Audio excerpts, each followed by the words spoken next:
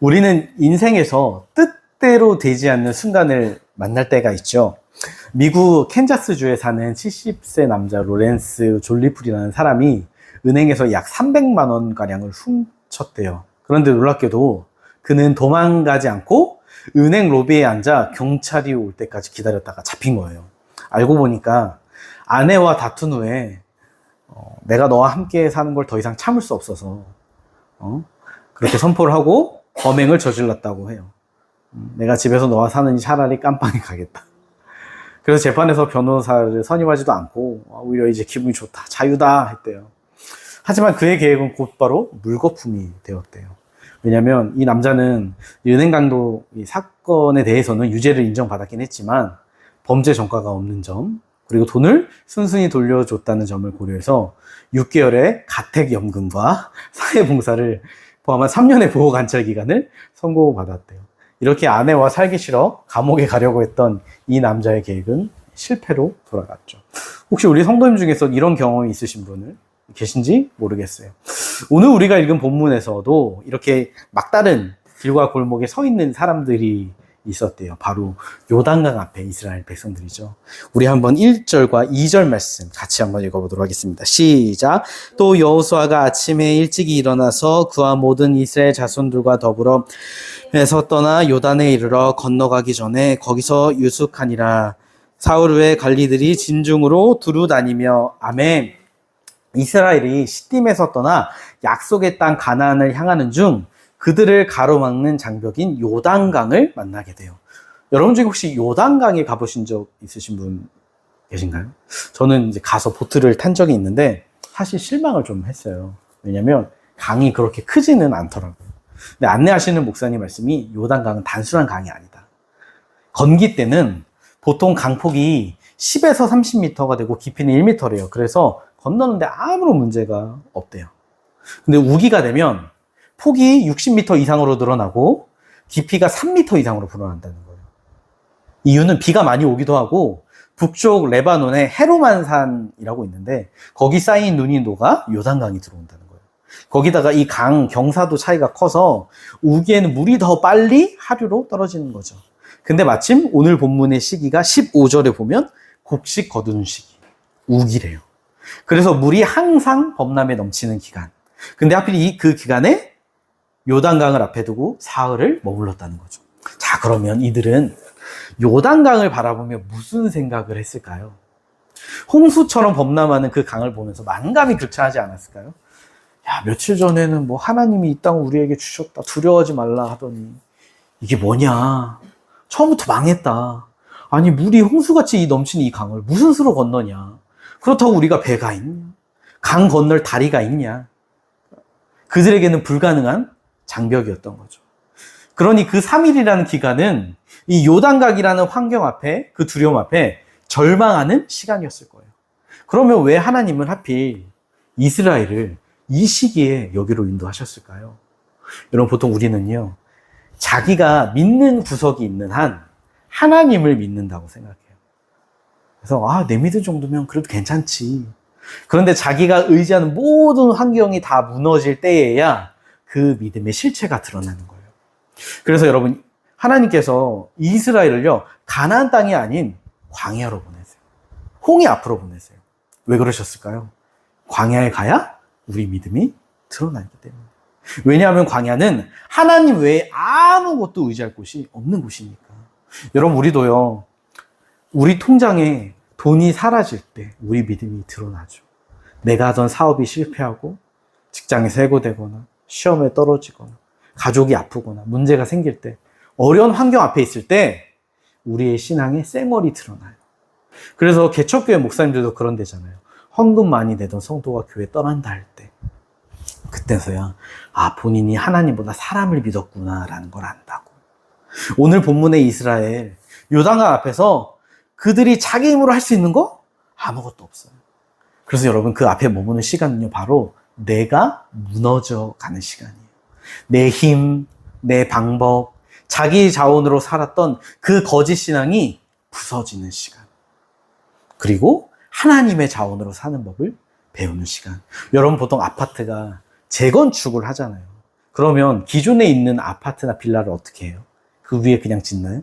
아니죠. 다 부셔요. 기존의 모습을 깨끗이 치우고 그 자리에 새로 지어요. 여러분, 타락한 사실 우리 안에 늘 가지고 있는 삶의 스타일이 뭐냐면 인본주의예요. 자기 능력, 지혜를 의지하는 삶.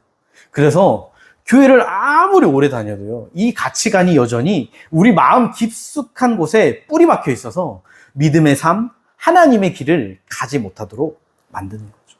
그래서 하나님은 자기 백성을 일부러 광야로, 홍해로, 요단강으로 인도하셔서 그 안에 있는 속사람을 깨트리시는 거예요. 성경의 인물들 보세요. 요셉, 다윗, 모세. 이들의 공통점이 뭐예요? 다 준비되는 시간이 있었어요. 다 절망의 시간이 있었어요. 요셉은 노예와 감옥이라는 절망.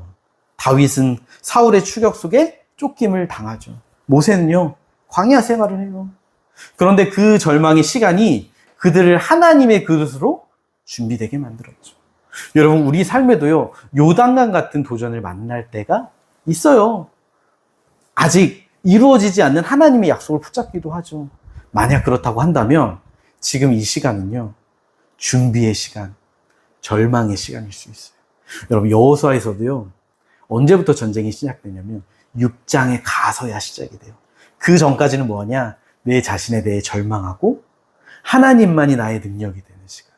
그래서 인간적인 자원을 내려놓고 주님의 말씀을 기다리는 시간이었다는 거죠. 그리고 그 시간 이후에 3절에서 5절을 보니 사흘 후에 드디어 이 말씀이 주어졌다고 해요.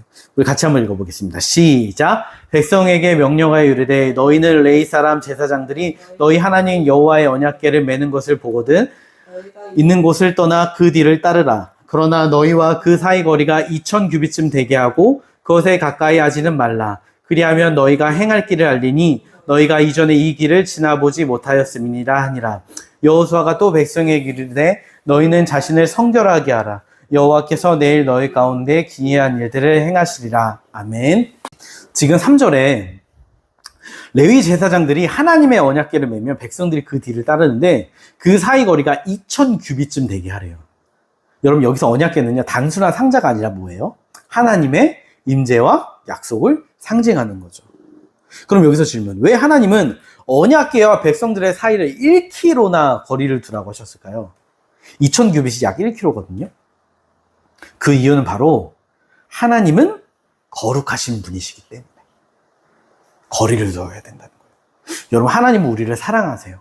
우리와 친밀해지기 원하세요. 하지만 우리는 피조물이고 하나님은 경외해야 할 창조주예요. 그래서 이 거리는 뭐냐면 너희들 하나님의 거룩하심을 기억하라 라는 명령인 거예요. 근데 여러분, 우리는 어때요? 오늘날 우리는 종종 이 경외함을 잊어버리죠. TV를 보면 상담 프로그램에 금쪽이가 나와요. 가정에서 부모님께 대들고 때리고 반항하고. 근데 학교에도 금쪽이가 있더라고요. 한 초등학교 미술 시간에 어떤 친구가 그림 그리기 싫다며 종이를 던지더래요. 그럴 기분이 아니라고 선생님께 대들고. 그래서 교사가 어머니와 통화를 하는데 어머니가 하는 말이, 선생님, 그 아이의 마음을 읽어주셨나요? 왜 그런 행동을 했는지 하더래요. 그래서 황당해서, 아니 무슨 마음이 편지야? 읽어주게? 학교는 사회적 규칙이 있는 곳이잖아요. 근데 집에서 그 지켜야 할 경계 거리를 가르쳐주지 않은 거예요. 근데 여러분, 우리도 때로 하나님 앞에 이렇게 행동할 때가 많죠. 요한복음 15장 15절을 보면요, 예수님께서 그러세요. 이제 너희를 종이라 부르지 않고 친구라 부르겠다. 그래서 주는 나의 친구, 우리를 친구로 부르셨네 찬양도 있어요. 근데 여러분, 예수님 말씀의 친구는요, 단순히 종 같은 상하 관계를 넘어 너희를 그 사랑의 사귐에 초대하겠다. 나와 같이 걸어가자. 그 의미인데 우리는 예수님을 정말 친구같이, 친구보다 못한 존재처럼 함부로 대할 때가 많죠. 여러분, 오늘날 예배의 모습을 보면 어때요? 뒤에서 핸드폰하고 옆사람과 떠들고 자고 언제 끝나나, 그래서 자리하고 시간만 채우고 가는, 하나님과 만나고자 하는 열망이 없는, 그냥 내 소원을 이루기 위한 요술 램프처럼 여기는 경외함이 없는 모습들이 있지 않습니까? 만약 우리가 대통령과 만나면 약속이 있다고 해봐요. 그럼 그런 모습으로 나올까요? 그런 태도로 그 앞에 서지 않을 거예요. 여러분, 하물며 주일에 드린 예배도 그런데 삶은 어때요? 하나님이 계시지 않은 것처럼 살죠. 하나님 말씀을 버리기도 하고, 불순종을 가볍게 여기고, 내 인생의 수많은 것들을 나의 우상과 주인으로 여기며 세상의 가치관을 따라가죠. 최근에 지인네 교회에서 청년들이 나눔 시간에 그런 말을 했대요. 밖에서 치맥하자. 사회생활 하려면 술도 마셔야지. 저는 결혼 말고 동거하고 싶어요, 그냥. 어떤 집사님은 성공하려면 눈 감고 불의에 타협도 해야 돼. 좋은 게 좋은 거지. 여러분, 우리는 이 말들 속에서 오늘날 크리스찬들 안에 있는 세상적 가치관을 볼 수 있죠. 내가 좋고 이익이 되는 게 중요하다. 자기 중심적인 신앙. 근데 여러분, 사실 이게요, 단순히 어떤 행동을 하냐 안 하냐의 문제가 아니에요. 우리 삶의 주인이 누구냐? 나는 하나님을 두려워하는, 공경하는 삶을 사느냐의 문제죠. 그래서 5절에 하나님은 이스라엘 백성들에게 뭐라고 하시냐면, 너희는 자신을 성결하게 해라 말씀하세요. 왜냐하면 여호와께서 내일 너희 가운데 기적을 행하실 거니까. 여러분, 참 이상한 게 뭐예요? 보통의 전쟁이라면 누가 먼저 나아가야 돼요? 군인들이 먼저 나아가야죠. 언약궤가 뒤로 가야 돼요. 근데 언약궤가 먼저 가요. 거기다가 전쟁 준비를 하는데 강을 건너는데, 그럼 어떻게 해요? 이 강을 어떻게 건널 것인가 전략 회의를 해야 될 거 아니에요. 근데 뭘 하려면 성결해야 한대요. 이 말의 의미가 뭐예요? 이 전쟁이 육적인 싸움이 아니라 하나님의 영적 전쟁이다. 예리해요. 그런데 거기에 필요한 준비는 전략을 세우는 게 아니라 뭐래요? 성결하는 거래요. 여러분, 성결 우리말로 뭐냐면 거룩함 또는 구별됨이에요. 그래서 출애굽기에서도 하나님이 시내 산에 임재하실 때 3일 전부터 성결을 요구하셨어요. 그 세 가지가 뭔지 아세요?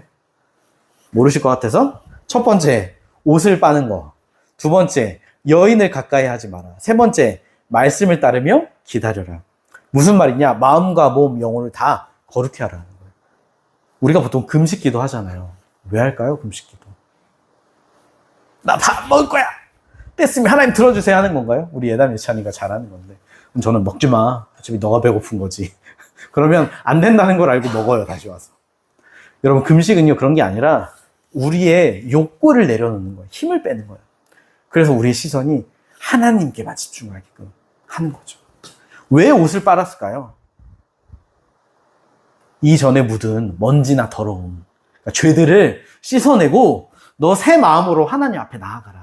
의미이죠. 그래서 5절에 여호수아가 말해요. 너희는 언약궤를 따라 저 요단강을 건너기 위해서는 뭘 해야 된다? 거룩해야 된다. 하나님은 우리의 똑똑함이나 능력보다 거룩함을 원하신대요. 그러면 오늘 우리에게 성결은 뭘까요?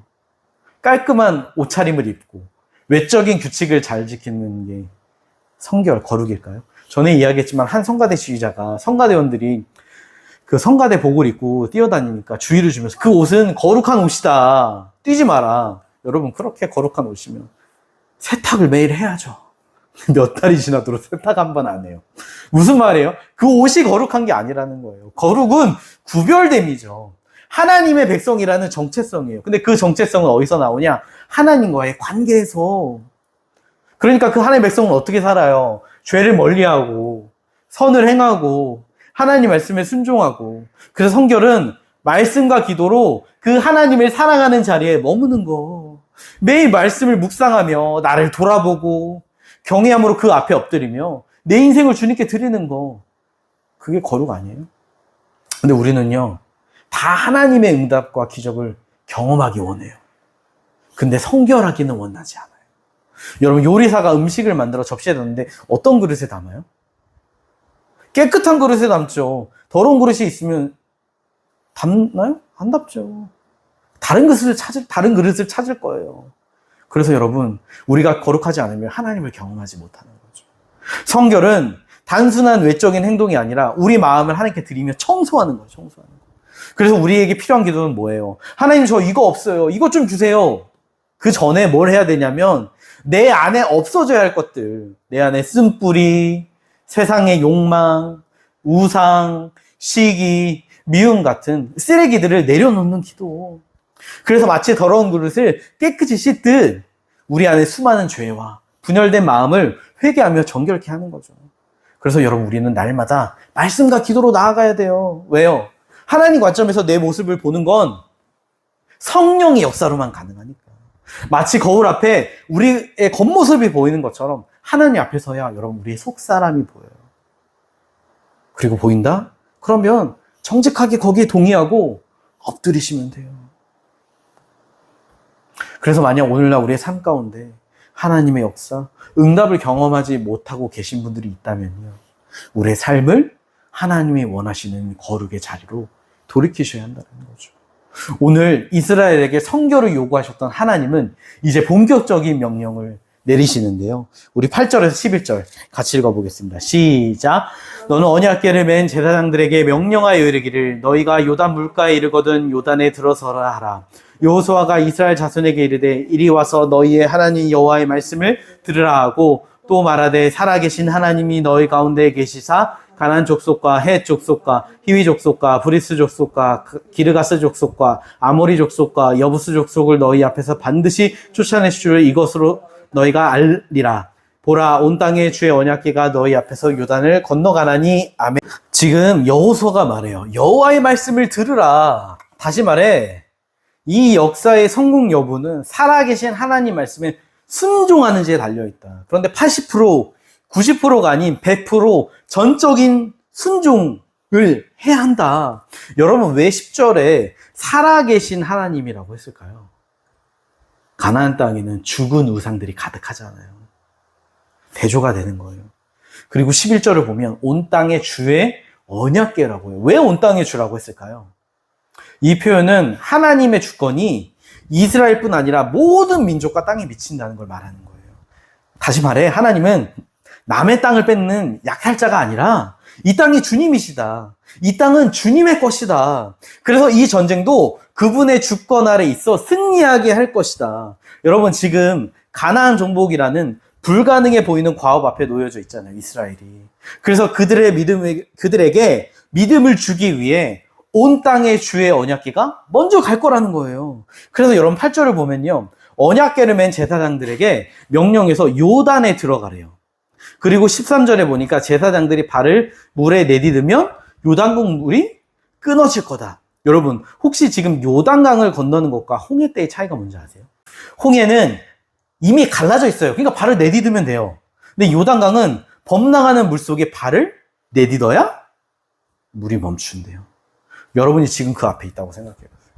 아니, 요단강 물이 멈춰야 거기를 밟지. 지금 홍수 같은 물에 어떻게 발을 내딛습니까? 아니면 요단강 앞 1m 왔을 때라도 물이 멈추는 조짐이라도 보이면 할 수 있죠. 근데 이거 발을 내딛는 건 죽는 거잖아요. 여러분, 그러면 왜 하나님은 이스라엘을 이 사지로 몰아넣는 걸까요? 아니, 다른 길로 돌아가거나 배를 타서 가도 되잖아요. 물론 거기에는 시간이 필요하겠지만 당시 이스라엘 백성들에게는 남는 게 시간이에요. 그들은 홍해 앞에 설 때처럼 위급한 상황에 처해 있는 것도 아니었어요. 그런데 그렇게 하신 이유를 여호수아 4장 23절 24절 이렇게 이야기해요. 우리 하나만 넘겨서 읽어볼게요. 시작. 너희의 하나님 여호와께서 요단물을 너희 앞에서 마르게 하사 너희를 건너가게 하신 것이 너희 하나님 여호와께서 우리 앞에 홍해를 말리시고 우리를 건너게 하심과 같았나니 이는 땅의 모든 백성에게 여호와의 손이 강하신 것을 알게 하며 너희가 너희의 하나님 여호와를 항상 경외하게 하려 하심이라 하라. 아멘. 두 가지 이유. 첫째가 뭐래요? 그분의 능력을 나타내셔서 백성들이 하나님을 경외하게 하시기 위해. 둘째는 뭐예요? 열방이 하나님의 영광을 보고 그분께 나아오게 하기 위해서. 그래서 이 기적은 단순한 사건이 아니라 뭐다? 하나님 백성을 그분 그 길로 초대하시는 거예요. 여러분, 지금 요단강 앞에 선 이스라엘 백성은요, 홍해를 건넌 1세대가 아니에요. 대부분은 직접 홍해를 경험하지 못했어요. 그래서 그들은 살아계신 하나님을 새롭게 경험해야 할 필요가 있었던 거예요. 전에 청소년 사역 당시 한 부모의 자녀가 교회를 떠나고 싶다 고민하더라고요. 제가 부모님께 그랬어요. 그 아이가 말을 그렇게 하는 건 이런 뜻입니다. 엄마, 아빠, 저도 엄마, 아빠가 만난 하나님을 만나고 싶어요.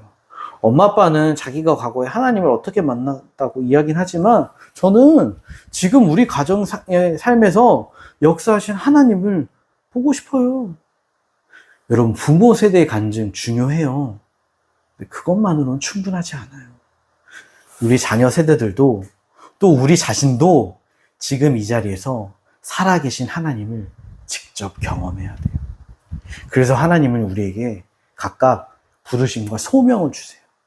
그런데 성경에서 소명은요, 하나님 크기의 일이라 우리 능력으로 감당할 수 없어요. 여러분, 모세가 이스라엘 백성을 애굽에서 자기 능력으로 구원했을까요? 여호수아가 요단강을 멈추게 하는 게 그 능력으로 가능해요? 할 수 없어요. 하나님의 인도하심, 능력이 없이는 불가능해요. 그래서 하나님은 자기 목적과 길을 보이시면서 우리에게 그 일을 동참하도록 초대하시는 거예요. 그리고 그 주님과 동행하는 삶을 살기 위해 요구되는 게 뭐냐? 바로 믿음이에요. 제가 전에도 얘기했지만 믿음은 다이빙 대 위에 선 것 같다고 했었어요. 다이빙 대 위에서 아래를 보는데 수영장에 물이 없어요. 근데 주님 말씀은 뭐래요? 뛰어내려라. 주님, 물이 없습니다. 뛰어내리면 저 죽어요. 그런데 하나님 말씀은 뛰어내리면 내가 물을 채울 거다. 뛰어내리실 수 있겠어요? 지금 요단강 앞에 이스라엘이 그래요. 물이 홍수처럼 넘치는 그 가운데 순종으로 발을 내디디면 물이 멈출 거래요. 쉽지 않아요. 야, 그거 그냥 밟으면 되지 뭐가 어렵냐라고 말하는 사람은요, 믿음의 순종을 해본 적이 없는 거예요. 왜요? 이건 자기 생명을 걸고 전부를 걸고 해야 되는 거니까. 여러분, 근데 오늘날 많은 사람들에게 물어요. 하나님을 믿으십니까? 아, 내가 믿으니까 교회 오지. 안 믿으면 오겠냐? 심지어 요새 교회를 안 다니는, 코로나 전에도 예배 눈도장만 찍고 몰래 나오던 제 친구도 나 예수님 믿어. 그러더라고요. 왜요? 그냥 예수님이란 존재가 있다고 믿는 걸, 머리로 아는 걸 믿음이라고 생각하니까. 그래서 하나님은 전능하신 분이십니다. 아멘. 우리의 필요를 채우시는 분입니다. 아멘. 하지만 막상 중대한 문제나 필요가 생기면 하나님을 신뢰하지 않아요. 세상적인 수단, 인간적인 방법을 의지해요. 저도 그랬어요. 근데 여러분, 성경에서 말하는 진정한 믿음은요, 단순한 지식을 말하는 게 아니에요. 인격체예요, 인격체. 다른 말로 실제라는 거죠. 여러분, 여호수아 3장 8절과 11절을 보면 언약궤가 이스라엘 앞에 가면서 먼저 요단강에 들어갔잖아요. 만약 거리 때문이라면 뒤에 가도 되잖아요. 근데 왜 앞에 갔을까요? 너희 먼저 가라, 내가 뒤따라갈게. 여러분, 아까 제가 언약궤는 단순한 상자가 아니라고 했죠. 십계명판이 담긴 하나님의 임재와 약속의 상징이다. 그래서 언약궤가 앞에 간다는 건 뭐냐면 하나님께서 그분의 백성 앞에 앞서 가시며 그들을 인도하신다. 그걸 실제로 보여주는 거예요. 그럼 여러분, 오늘날 우리에게 언약궤는 뭐예요? 바로 예수님의 십자가. 왜요? 십자가는 하나님께서 우리를 얼마나 사랑하셨는지, 자기 아들을 죽게 하시면서까지 우리를 구원하시려는 그분의 약속을 보여주잖아요. 그래서 여러분, 우리가 삶의 수많은 요단강 앞에서 뭘 봐야 돼요? 그 십자가의 복음을 바라보며 서야죠. 여러분, 십자가의 복음이 뭐예요? 단순한 지식이 아니라 십자가에 달리신 예수 그리스도, 그분이 복음이시잖아요. 그래서 우리가 수많은 삶의 도전 앞에서도 해야 될 게 뭐예요? 그 예수님 앞에서 예수님 바라보며 그분을 갈망하고 그분을 알기를 소망하는 자리로 나아갈 때, 여러분, 그 주님께서 우리에게 순종의 믿음을 주시고, 그리고 하나님이 일하시는 거예요. 근데 여러분, 그 하나님의 역사를 경험하기 위해서 정말 중요한 원리가 있어요. 그게 뭔지 아세요? 바로 하나님보다 앞서면 안 돼요. 이스라엘 백성들이 언약궤보다 먼저 가면 안 돼요. 어떤 한 사람이 물 앞에서 기도를 했대요. 하나님께서 저를 부르셨다며 저로 하여금 물 위를 걷게 하소서. 걸었을까요? 못 걸었을까요? 못 걸었어요. 물에 발을 내딛다가 물에 빠져서 악어에게 잡혀 먹을 뻔했대요. 여러분, 이 사람과 오늘 요단강의 차이가 뭐예요? 요단강은 물에 발을 내디디라는 주님의 음성이 있었어요. 하지만 이 사람은 자기 마음대로 한 거예요. 믿음은요, 내가 하면 주님께서 도와주실 줄 믿습니다 가 아니라 앞서가시는 그 주님의 음성에 순종하는 인격적인 신뢰예요. 여러분, 하나님은요, 하나님께서 시작하신 일만 뒷받침하세요. 근데 우리는 어때요? 오늘날 많은 교인들, 하나님의 목적에 관심이 있나요? 없죠. 대부분 스스로 자기 인생의 목표와 계획을 세워요. 목사들도 그래요. 그리고 열심히 기도해요. 하나님 도와주실 줄 믿습니다. 근데 실패하면 어떻게 할까요? 하나님을 원망하죠. 그 대표적인 사람이 누구예요? 모세. 여러분, 모세가 이집트 왕자 시절 자기 동족을 괴롭히는 애국 사람을 죽였죠. 이스라엘을 구원하려고. 근데 발각되어 실패하고 도망자 신세가 됐어요. 왜 실패했을까요? 맞아요. 하나님께서 아직 움직이시지 않으셨는데 모세가 자기 스스로 방법으로 그 일을 이루려고 노력했기 때문에. 그러니까 그 일은 하나님께서 시작하신 일이 아니었어요. 그래서 40년 후에 하나님이 모세를 부르시며 야, 너 애굽으로 가서 이스라엘을 구원해라 했을 때 모세가 뭐라고 해요? 하나님, 제가 뭐라고 거길 갑니까? 전 못합니다. 속으로는 뭐예요? 아니, 그때는 왜 도와주지도 않고 이제서야 가라고 하십니까? 근데 결국 순종해서 가요. 근데 문제는 과거 그거 가지던 이집트 왕자라는 권력, 부, 특권 전혀 없어요. 지식, 언변도 다 사라진 지 오래예요. 그런데 이스라엘을 구원해요. 왜요? 하나님의 능력이 모세와 함께 하니까. 하나님이 시작하신 일은요, 하나님이 뒷받침하세요. 제가 과거 청소년 사역을 할 때 제가 돌아보니까 늘 그런 기도를 했더라고요. 하나님, 이 문제는 어떻게 해야 될까요? 그럼 딱 지혜를 주세요. 하나님, 제가 이 상황에서 무엇을 해야 할까요? 그럼 하나님의 길을 딱 보여주세요. 하나님 마음 알게 해달라고. 그럼 제가 순종하잖아요. 그럼 하나님의 역사가 이루어졌어요. 전에도 얘기했지만 사역 초창기 시절 그 당시 교회에는 청소년들을 신방하는 개념이 없었죠. 어른만 신방하면 되지. 근데 하나님이 신방하는 마음을 주세요. 문제는 재정이 없어요.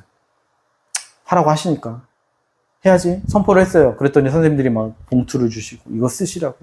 부족하면 얘기하세요. 나중에는 재정이 채점되고 저희 부서의 메인 사역이 되었죠.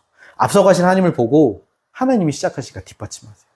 근데 그렇던 제가 어느 순간 하나님께 기도하기보다 사람의 방법과 지혜를 의지하고 제가 스스로 계획을 세우고 하니까 하나님의 인도하심과 역사가 보이지 않더라고요. 그러면 하나님의 사역? 말은 뭐 하나님 사역이라 했지만 제 사역, 제 힘으로 해야 돼요. 그럼 물론 인간이 낼 수 있는 결과를 얻을 수 있지만 하나님만이 하실 수 있는 일은 경험하지 못하는 거죠. 근데 여러분, 이게 비단 목회만 그래요? 아니요. 우리의 직장에서 부딪힌 수많은 문제들, 가정에서 갈등과 수많은 인간적 타협의 순간에 요단강 같은 장애물 많죠. 근데 참 그럼에도 감사한 게 뭔지 아세요?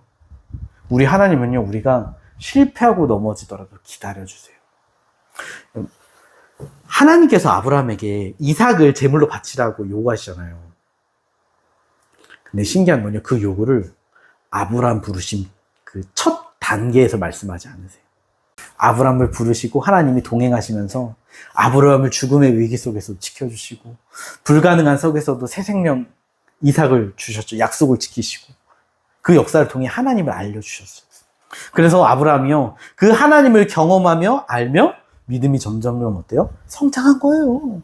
그래서 나중에는 자기 아들 이삭을 제물로 바칠지라도 없는 것을 있게 하시는 하나님, 그 부활의 하나님께서 능히 이삭을 살리시고 자신의 약속을 지키실 수 있는 분이시다. 그걸 믿게 된 거죠. 그래서 순종할 수 있었던 거예요. 여러분, 우리는요, 눈으로 주님을 뵙게 되는 그 날까지 평생 자라가야 해요. 그래서 우리는 우리보다 앞서가시는 하나님을 날마다 봐야 하는 거예요. 그분을 알고 사랑하는 자리에 거하고 날마다 예수님의 십자가 앞에 서야 하죠. 그래서 우리의 삶에 예수님께서 일하시도록 우리의 자리를 내어드려야 해요. 제가 지난주에 고백했죠. 우리의 믿음의 근거는 기적이 아니라 뭐다? 예수 그리스도의 십자가다. 그 십자가를 바라볼 때 이처럼 사랑하신 그 이루 말할 수 없는 풍성한 사랑이 우리 안에 채워진대요. 그러면 우리의 믿음이 반석 위에 세운 지처럼 단단해질 거라는 거예요. 그리고 그렇게 한 걸음 한 걸음 자라나가며 하나님의 말씀에 불가능 속에서도 발걸음을 내딛는 믿음의 삶을 살 수 있게 되는 것이죠. 저는 사랑하는 성도님들이 오늘의 일을 어제의 인도하심을 따라 결정하지 않기를 소망해요. 어제의 하나님에 머물지 않고 오늘의 하나님을 만나시기를, 나와 동행하시는 하나님을 늘 의지하기를 기도해요. 여러분, 요단강 앞에서 이스라엘을 인도하셨던 분은요, 여호수아가 아니라 하나님이셨어요. 하나님이 앞서가시니 물이 멈추고 길이 열렸죠. 오늘 우리 삶에서도 십자가에 달리셨던 그 예수님이 앞서가신대요. 그래서 우리는 그 길을 따르기만 하면 되는 거예요. 그래서 이번 한 주 내 앞에 요단강 같은 불가능이 있을지라도 내 힘이 아닌 앞서가시는 주님을 바라보고 믿음으로 발을 내딛읍시다. 그때 하나님께서 우리의 삶에 길을 내시고 십자가의 은혜와 부활의 능력으로 인도하실 줄 믿습니다. 이번 한 주 우리 주님과 동행 가시며 우리 모든 성도님들 날마다 승리의 삶을 사시기를 예수님의 이름으로 간절히 축복합니다.